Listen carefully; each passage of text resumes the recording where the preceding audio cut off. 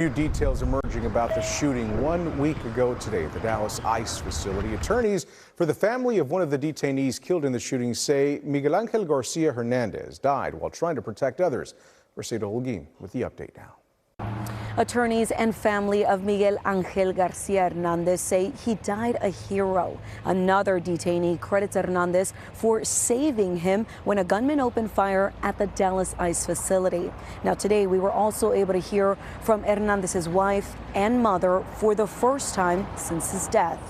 But I really don't know how I'm doing it. I feel like I'm living in a dream, but I'm trying.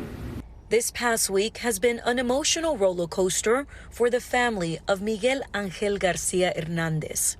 Hernández is one of 3 detainees who was shot when a gunman opened fire at a Dallas ICE facility. On Tuesday, Hernández, who was shot 8 times, died after being removed from life support. He died a hero and, protecting someone else.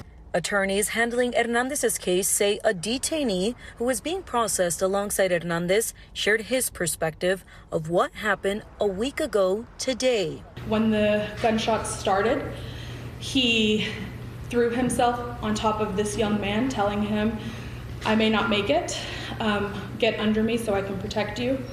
And this young man owes his life and credits his life to Miguel Angel's actions. Hernández's wife is scheduled to give birth this week as she plans her husband's funeral.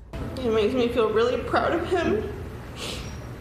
Like I always said, he was the type of person that, thought of others before himself. And Hernández's mother traveled from Mexico to be with her son during his final moments. Maria Garcia says, "I didn't expect to see him like that. I had hopes that he would survive. I told him I loved him and to rest in peace."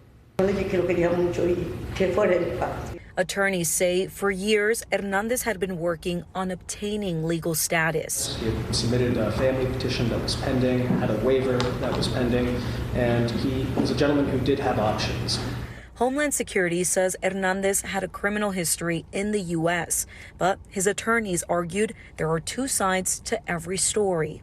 People are not their rap sheet. People are not reduced to one of their acts, right? People are complex. Both things can be true at the same time. In Fort Worth, Mercedes Holguín, CBS News, Texas.